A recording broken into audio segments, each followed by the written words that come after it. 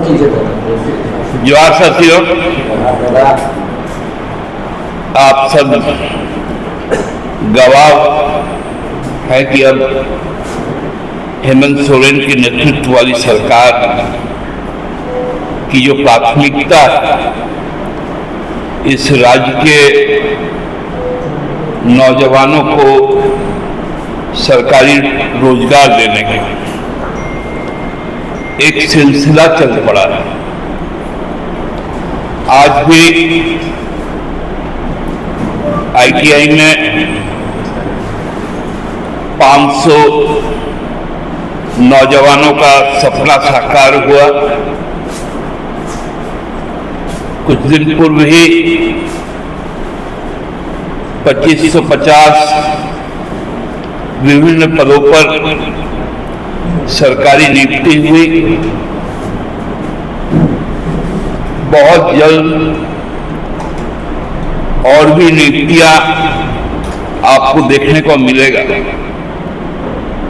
साथ साथ जो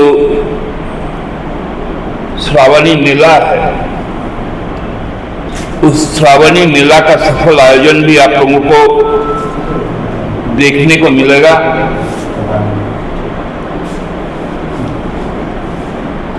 ये उपलब्धियां राज्य सरकार की जो पहल है, उस पहल से कुछ लोग बौखला गए। कुछ लोगों का मेरा तात्पर्य भारतीय जनता पार्टी से, क्योंकि अपनी जो विफलताएं थी, अपनी जो नाकामियां थी, उन नाकामियों को छुपाने के लिए अब ये लोग सारे जो संवैधानिक मर्यादाएं हैं, उनको ध्वस्त करने का काम कर रहे हैं। विधानसभा सचिवालय द्वारा बार बार बोला जा रहा है कि बहुत सारे आयोग के पद जो रिक्त हैं, उसमें प्रतिपक्ष का परामर्श नहीं आ पा रहा।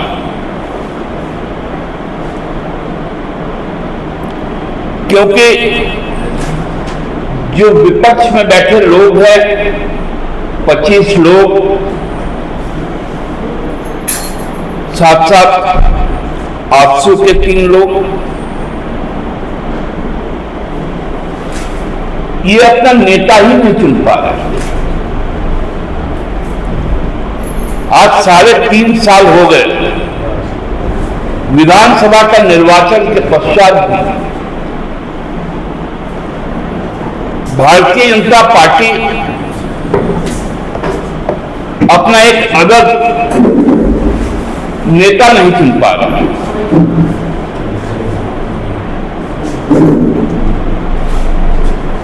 कभी भाड़े पर आदमी लाना पड़ता है, नेता बनाना पड़ता है,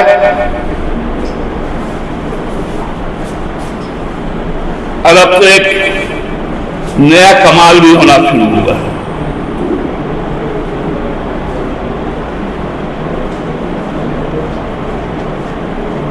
कल भारतीय जनता पार्टी राजभवन गई थी।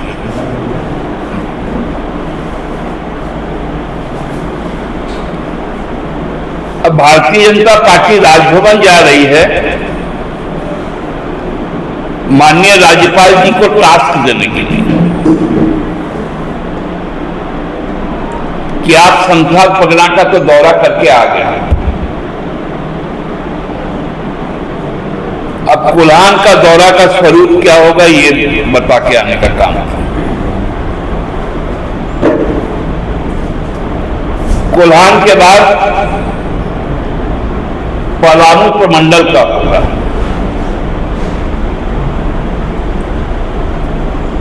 तत्पश्चात हमको लगता है कोयलांचल का, और अंत में दक्षिण छोटनागपुर का। एक नया ट्रेंड शुरू हुआ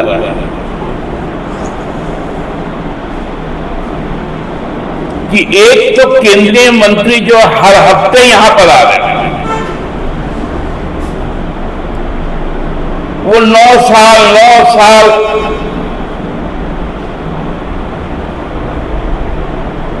मोदी जी कर ही रहे हैं। अब एक एडिशनल चार्ज भी मिल गया है। माननीय राज्यपाल जी भी अब जगह जगह जा रहे हैं। उनके कार्यक्रमों में 2 ही तस्वीरें छप रही, मोदी जी और उनका, और केंद्र सरकार की योजनाओं का। आप संथाल परगना में गए, फूले भानु आशीर्वाद योजना बोलना भूल गए।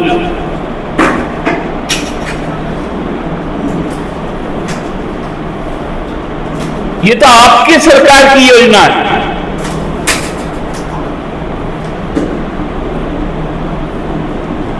आप पलाश ब्रांड पर नहीं बोले, कमल ब्रांड तो है नहीं संथाल में।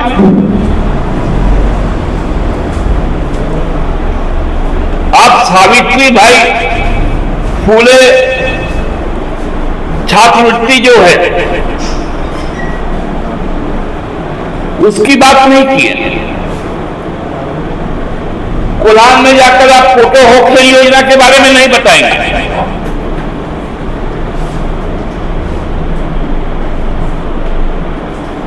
बिरसा हरित ग्राम योजना के बारे में नहीं बताएंगे। दीदी बगीचा के बारे में नहीं बताएंगे। सर्वजन पेंशन योजना पर नहीं बताएंगे। पुरानी पेंशन स्कीम लागू हो गई, उस पर बात नहीं कर रहे।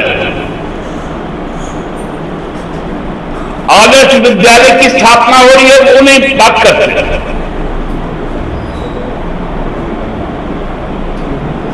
अब शौचालय की बात करते हैं, उज्ज्वला की बात करते हैं। तो क्या केंद्र का जो मंत्री यहां पर आएगा भाजपा का प्रचार करने, वो क्या काम करेगा? एक जनप्रतिनिधि को तो जनप्रतिनिधि का काम करने दीजिए।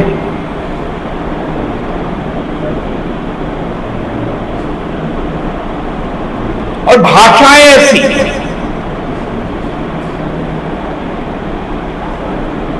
कि दादागिरी नहीं होगा, सुधर जाइए,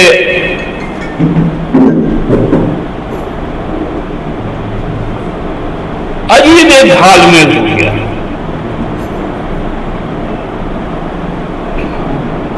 भारतीय जनता पार्टी अब अपना, हमको लगता है जब से हम लोग हरमू के क्षेत्र में आए, ये लोग हरमू अब छोड़ देंगे,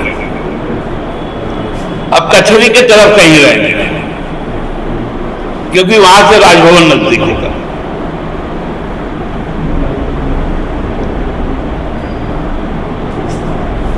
हालांकि 24 में हम लोग फिर से बरियारपुर जाकर फिर राजभवन की ओर जाएंगे,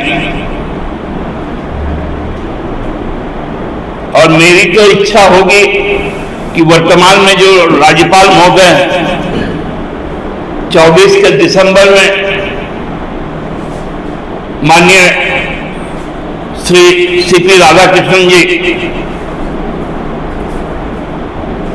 इन्हीं के समक्ष हेमंत जी शपथ ग्रहण करें तो बहुत अच्छा हो, क्योंकि उनका मार्गदर्शन भी हम लोगों को मिलेगा। जो राज्य का दौरा करने के बाद जो उनके पास फीडबैक आ रहा है, मुझे पूरा विश्वास है कि उसमें सकारात्मक सोच के साथ वो अपना परामर्श भी देंगे,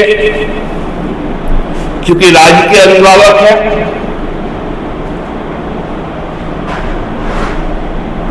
जाके देख रहे होंगे कि सरकार आपके द्वारा जिस प्रकार पहुंची, लोगों की आकांक्षाओं की त्वरित निष्पादन हुआ,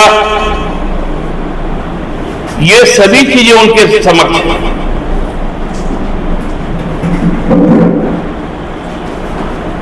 ये जो तमाम इंफॉर्मेशन उनके पास में है,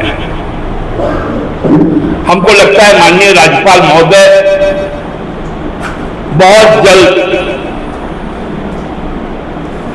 अपने कुछ सकारात्मक सुझाव के साथ सरकार को अवगत कराएंगे, और ये अच्छा भी रहेगा,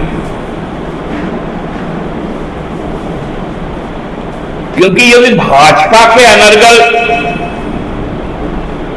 प्रलाप को यदि एंटरटेन करेंगे तो उनका भी तो समय जाया होगा, और इससे लड़ना भी जाएगा।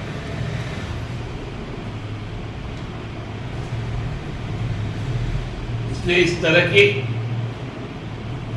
राजनीति नहीं होनी चाहिए।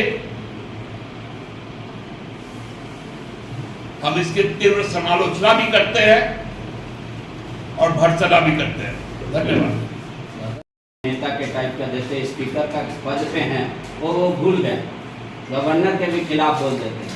और दूसरा जो आप बार बार कह रहे हैं कि विपक्ष से जब मांगा जाता है सुझाव तो ये लोग नेता भी चुन नहीं पाता है, हम लोग का बोर्ड निगम का गठन नहीं, कह रहे कि हम लोग नेता चुन के दिए हुए हैं, वो कहते हैं 25 में चुनो, हम कह रहे हैं हम 26 सामने देखिए। तो जो जीते हैं उसी में सब चुनिए ना। सबसे वरिष्ठ विधायक है सीपी चचा, उनमें क्या कमी है आप उनको बताइए।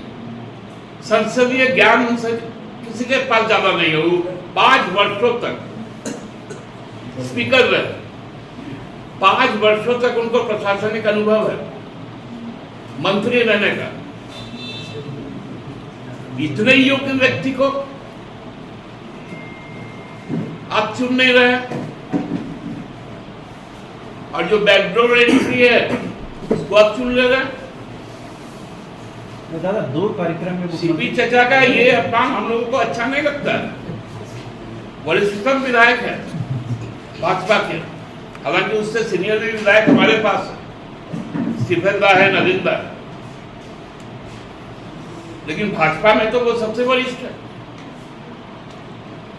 ये बोलते 2 कार्यक्रम में मुख्यमंत्री जी गए। मोदी जी का स्वागत है, क्योंकि वो हमारे देश के बहुत गौरवमयी राज्य तमिलनाडु के कोयम्बटूर से आते हैं। इस राज्य का कण कण से वो वाकिफ हो, ये हम लोगों की तमन्ना भी है। और साथ साथ उनकी सरकार की जो उपलब्धियां हैं, जो योजनाएं हैं, उनको भी लोगों तक पहुंचाए, ये भी आशा हम करते हैं। अभी भी तो वो अपनी ही सरकार की योजनाओं के बारे में बता रहे हैं। अगर आपका भी आरोप सही माने तो केंद्र की भी सरकार उनकी भी सरकार है, हेमंत जी की भी सरकार उनकी अपनी सरकार है। बता तो रहे हैं केवल केंद्र सरकार की, तो राज्य सरकार ने तो सलाह नहीं दिया मेरी जानकारी के अनुसार। राज्य सरकार की तो अपेक्षा रहती है, क्योंकि राज्य का जब भी कोई शुभकामना वगैरह होता है तो उसमें तो माननीय मुख्यमंत्री जी और उनका दोनों का यह संयुक्त अपील निकलता है, शुभकामना संदेश आता है। तो वो तो इस राज्य के अभिभावक है, केंद्र सरकार के प्रतिनिधि, तो उनका भव्य रूप तो अभिभावक का है, प्रतिनिधि तो रिप्रेजेंटेटिव है, और अभिभावक गार्जियन है। इस अंतर को तो भूलना पड़ेगा। दादा 2 बार जो गुजरात होता है, वहां पर कोई महापुरुष विद्वज्जन पैदा ही नहीं हुए। अरे इतना मंदिर मंदिर की राजनीति करते हैं आप लोग, कम से कम सोमनाथ का मंदिर का फोटो दे देते, द्वारका का दे देते, ओंकारेश्वर का दे देते, त्र्यंबकेश्वर का दे देते। यदि मनीषी को भूलना ही है, बाबा साहेब को भूल जाना है, रविंद्रनाथ टैगोर को भूल जाना है, सावित्रीबाई फूले को भूल जाना है,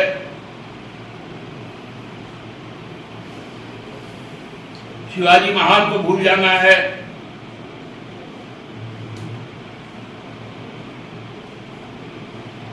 तो ये सब चीजें सही दिशा की ओर नहीं जा रही। राज्य ने गति पकड़ा है,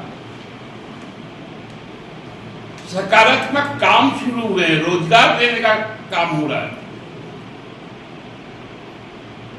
लोगों के भविष्य का सृजन का काम चल रहा है। उस वक्त में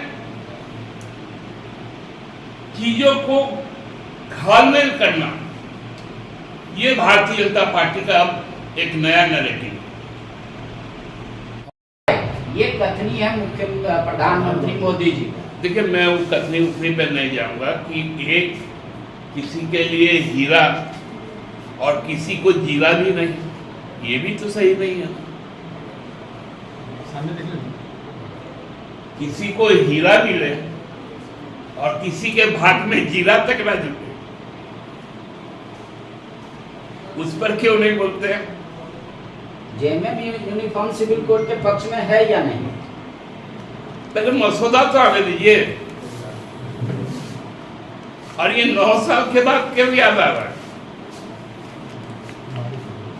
24 का मुद्दा है क्या? आप कल यदि माननीय प्रधानमंत्री जी का पूरा भाषण सुन लीजिएगा, मेरा बूथ सबसे मजबूत जो कार्यक्रम हुआ, 2 ही शब्द का खाली वहां पर चलन था, एक मुसलमान दूसरा इस्लाम। पूरे 1.5 घंटे के भाषण में हर मिनट में या तो मुसलमान नहीं तो इस्लाम। तो अब यदि यही एजेंडा सेट है तो क्या कह सकते? नहीं तो मोदी जी तो ये करे कि इसी के नाम पे आपको विपक्ष हमसे डरवा के दूर रखता है, जबकि मुसलमान को अब ये समझना होगा कि उनका विकास किसके सरकार में सर्वाधिक होता है। देखिए, उनका तो आप यदि भाषण को देखे होंगे, कार्यक्रम को देखे होंगे, तो जिस प्रकार से भाषण दे रहे थे और भारतीय जनता पार्टी के उनके मध्य प्रदेश के मुख्यमंत्री सकपका रहे थे, जैसे बोले भ्रष्टाचार पे रोक करेंगे, हमको लगा कि शिवराज जी उठ के भाग जाएंगे बस। तो कौन डरा हुआ है नहीं डरा हुआ है वो तो सब जानते हैं। ये पहला सवाल आपका मैं पहले ही जवाब दे चुका हूं कि योग दिवस में उनका कोई आधिकारिक कार्यक्रम था ही नहीं, क्योंकि जो निमंत्रण पत्र बटा था उसके मुख्य अतिथि बन्ना गुप्ता जी थे, जो माननीय स्वास्थ्य। दूसरा, वंदे भारत एक्सप्रेस, मैं इस बात को भी बोलना चाहता था कि वंदे भारत एक्सप्रेस का जो आप लोगों ने अखबार में विज्ञापन देखा, भोपाल में हो रहा था तो वहां के मुख्यमंत्री का नाम दिया गया, पटना के माननीय राज्यपाल जी का नाम दिया गया, और नीचे लिखा गया वीडियो कॉन्फ्रेंसिंग के जरिए। हमारे यहाँ के राज्यपाल का नाम दिया गया, नीचे लिखा गया वीडियो कॉन्फ्रेंस के जरिए।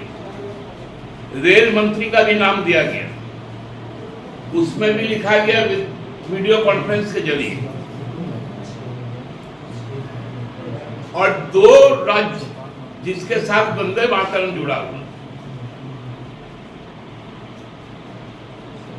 वहां के मुख्यमंत्री को आमंत्रित ही नहीं किया गया।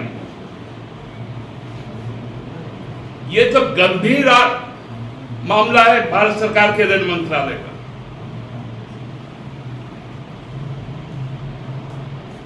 कल माननीय मुख्यमंत्री जी तो उपस्थित थे राज्य में, क्योंकि वीडियो कॉन्फ्रेंसिंग की सुविधा नहीं है उनके पास। नीतीश जी तो पटना में उपस्थित थे,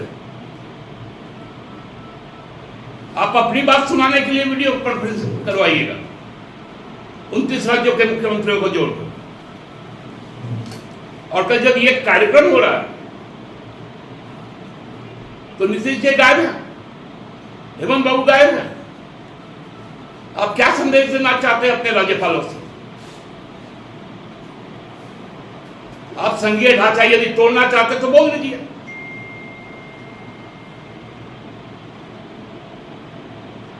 इस तरह का जो प्रयास हो रहा है भारतीय जनता पार्टी का, इसकी तीव्र समालोचना करता हूं और भर्त्सना करता हूं। लग रहा है कि टेम्पोररी में कोई 4th ग्रेड का स्टाफ है कि कल से काम पर मत आना।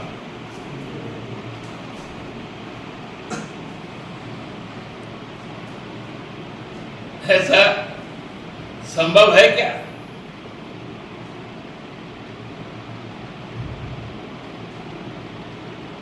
क्यों इस तरह की बातें होती हैं?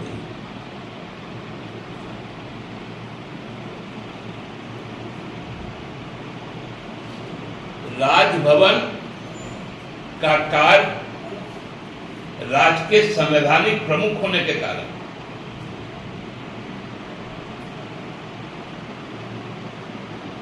राज्य सरकार को परामर्श देना होता है।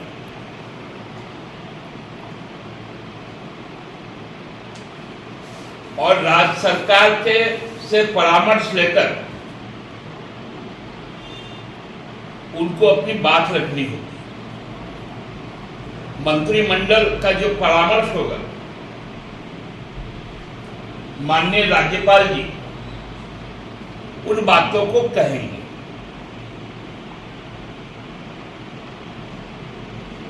अभी 23-24 का 24-25 का जो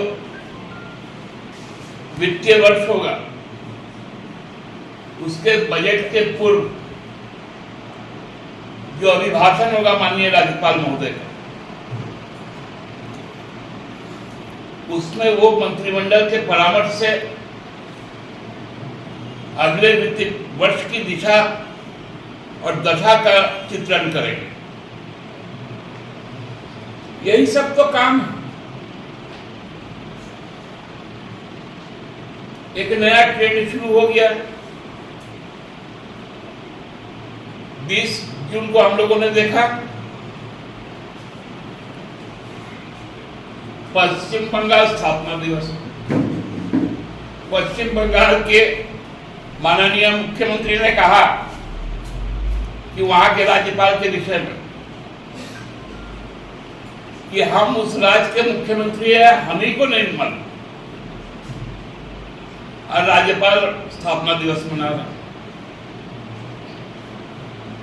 यहां गुजरात का भी स्थापना दिवस मन गया, महाराष्ट्र का भी मन गया।